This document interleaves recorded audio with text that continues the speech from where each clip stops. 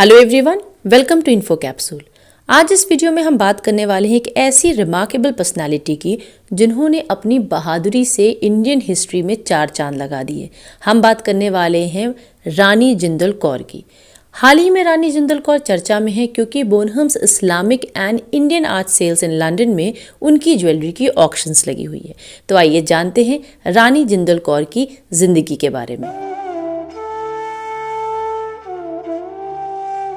सिख सल्तनत के बानी राजा रंजीत सिंह, जिनकी सल्तनत काबुल से कश्मीर तक यहाँ तक के दिल्ली के बॉर्डर इलाकों में भी फैली थी, उनकी सबसे छोटी रानी का नाम रानी जिंदल कौर था। रानी जिंदल कौर को लोग लाहौर की शेरनी, बागी मलिका, द क्वीन मदर के नाम से भी जानते थे। ये बहुत ही ज़्यादा बहादुर थी कि ब्रिटिश ने भी, जो ब्रिटिश आर्मी थी, उन्होंने भी इनका लोहा माना था। रानी जिंदल कौर का जन्म चाचरा गुजरावाला में 1817 में हुआ। इनके पिता का नाम मन्ना सिंह औलख था। राजा रंजीत सिंह की मृत्यु के बाद पंजाब में काफ़ी अशांति हो गई थी। ब्रिटिश शासकों ने पंजाब की शांति को पूरी तरीके से भंग किया था। ब्रिटिश शासकों की वजह से पंजाब में जो कोहराम मचा था, उससे लड़ने के लिए रानी जिंदल कौर ने आसपास के कई सारे शासकों से मदद मांगी, लेकिन आखिरकार उन्हें खुद ही सामने आना पड़ा। राजा रंजीत सिंह की मृत्यु के बाद रानी जिंदल कौर ने अपने 5 वर्षीय बेटे दिलीप सिंह को गद्दी पर बैठाया। क्योंकि उस वक्त दिलीप सिंह की आयु मात्र 5 वर्ष थी, इसलिए रानी जिंदल कौर पूरी तरीके से उनका मार्गदर्शन करती थी। और 1845 में पहली बार उन्होंने ब्रिटिश से टक्कर ली, जिसके बाद उन्हें फिरोजपुर जेल में भेज दिया गया। उनके जेल जाने की खबर सुनकर उनकी जनता काफ़ी व्याकुल हो गई, उनमें आक्रोश आया। 1845 में जब पहली बार रानी जिंदल कौर और ब्रिटिशर्स के बीच में युद्ध हुआ, तब उन्होंने रानी जिंदल कौर को धोखे से गिरफ्तार कर लिया।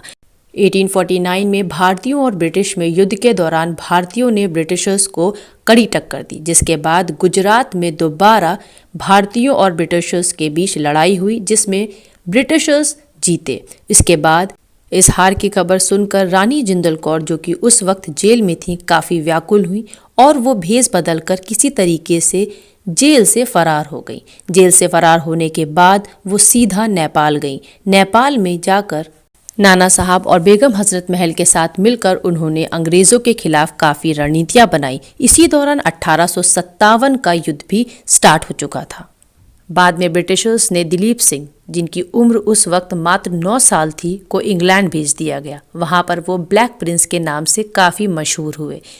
ब्रिटिशर्स ने रानी जिंदल कौर और उनके बेटे को कई सालों तक एक दूसरे से अलग रखा।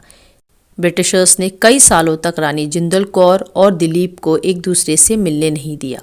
वो ये नहीं चाहते थे कि रानी जिंदल कौर दिलीप को ब्रिटिशर्स के खिलाफ भड़काए। अप्रैल 1861 को रानी जिंदल कौर अपने बेटे दिलीप सिंह से मिली, लेकिन इसके बाद वो लंदन चले गए।